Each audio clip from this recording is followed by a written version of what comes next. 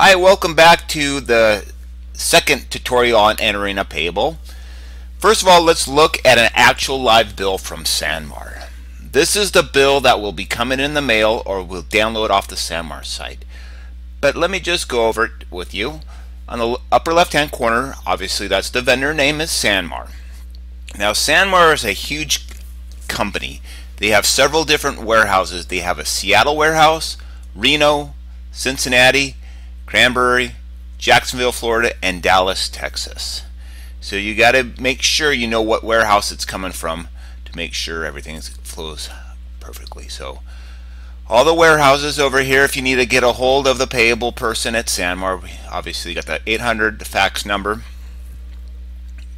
Right here is our customer number. This is the Northwest Embroidery customer number, or 6920.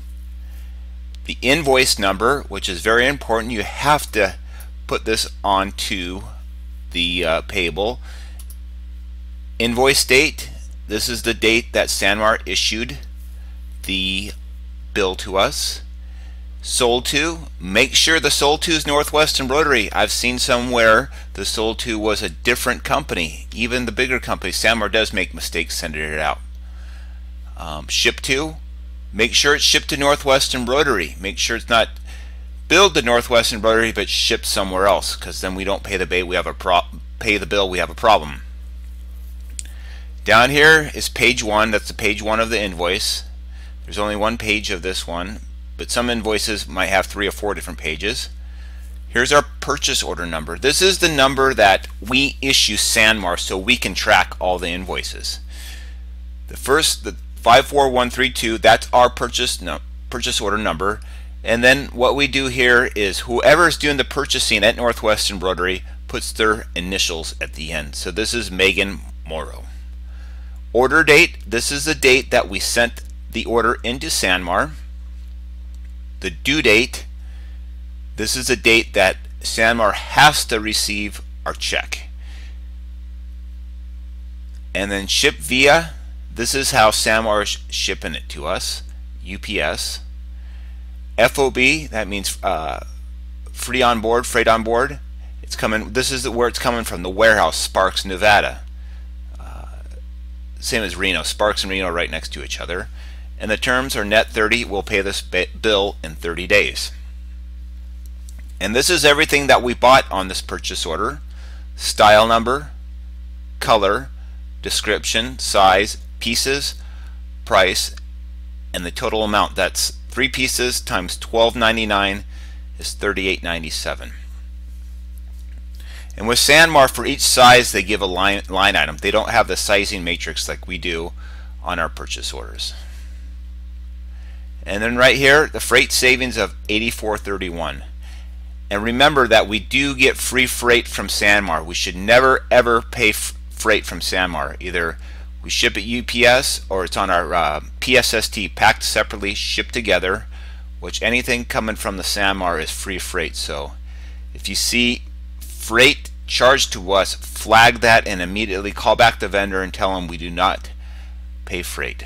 But there might be some situations we do, like the next day errors and second day errors. But if those do pop up, we got to figure out why the purchasing agent at Northwest Embroidery is ordering things in next day error or second day error. And those freight bills can be very, very expensive, from $50 to I've seen $100 for some next day error. So there's got to be a good reason why they're shipping it expedited. So you come down here, a little disclaimer: by placing your order you agree to Sanmar's terms and conditions. The weight, this is the total weight of all the pieces, 116, no, that's 116 pieces. They don't give you the weight. We have 4 cases. The subtotal, that's the total of all this right here, and the total amount owing, $1,973.50, and the remit to, that's where we're mailing the check. So we've gone over the Sanmar invoice. So now let's show you how to enter this bill into Shopworks. So we go to our payable. We are paying Sanmar. We'll bring up the invoice. Now we go over to the payable date. What's the payable date on here? The payable date is the date they issued it, right there, 1/10/13. So let's go back to our Shopworks. You can either type it in here or simply find it on the calendar. And then the due date automatically calculates, because we're on net 30 terms, so it takes the 110 and add 30 days, so we have to have the check in their hands by the 9th. And I believe they say that on the bill, so we need to have it right there. See? Right there. 2/9 and 2/9. So you don't have to type in the due date because it automatically calculates it from your terms here. So amount due, how much are we paying Sanmar? Go back to here, scroll down to the bottom, $1,973.50. 1,973.50. 1,973.50. Piece of cake. Purchase order number. Everything that we order has to have a purchase order number. We can't use Brian as a purchase order number. We can't use the today's date as a purchase number. It has to be a purchase order generated from Shopworks. No ifs, ands, or buts on this one. So go to the invoice, and what do we find? The purchase order number 54132, 54132, 54132. But you don't have to put the initials of the sales rep or the person ordering it into here. Invoice number, this is a big one. This is the Sanmar invoice, and the invoice is right here. Let me see if I can cut and paste this one. Right click or copy and paste. Right click, paste as unformat. We got that in there. So all that's entered. So then you want to come down to our general ledger entries and always hit the default. And this is set up in the vendor, so you don't have to worry about it. But this is the basic accounting. Accounts payable, credit 1,973.50. Inventory work in process is 1,973.50. So again, debits and credits have to match down here. Debits, credits, perfect. Now if there is freight charge here, we would put the freight charge in here, but in this case we do not pay freight, so we can leave this blank. Now we have this all entered. It looks good. If you see this green light here, it says payables match the purchase order. So this bill matches this purchase order here. Right here, this means there's no other invoice number with this number entered into the system. See? Green light. This is a unique invoice for this vendor.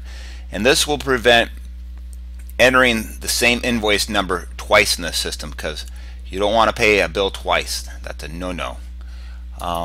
We go down over here. Payable ID generated there.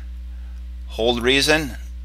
This is not going to be on hold because it matches. Take that off. Purchase order matching. We got the green light check mark. Total bills and manual checks 1,973.50. That's the bill that you entered right here, less the purchase order.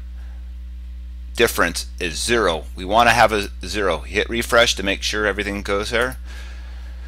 So let's go look into the PO right here. We always have to go into the PO. So view PO, and this brings us into the purchase order. This is where we generate this number. Purchase order, you got your vendor contact Melody, purchasing agent Megan, invoice number, we have that, the ship to address, the date issued, date required,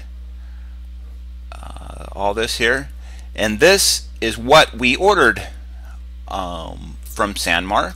So if you bring up our dealio here, so these items that we ordered should be on this purchase order, which they are. So we have a CS412, CS412. We have 3 mediums, 10 large, 12 extra large in black, 3, 10, 12. The price $12.99, $12.99, and it's all good. But notice they do line items individually, and we use the matrix up here. So everything comes out pretty good. To 197,350, 197,350 down here in the bottom right here. Let's see, get that on the recorder here. 193,750. We're good to go. So let's go back to our bill.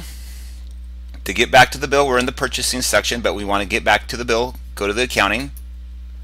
Bingo. Everything looks good. We can pay this bill. It's cleared, and you simply hit done, and then we keep on moving and add another payable right here. So that's the basics of entering a payable, understanding a payable from Sanmar.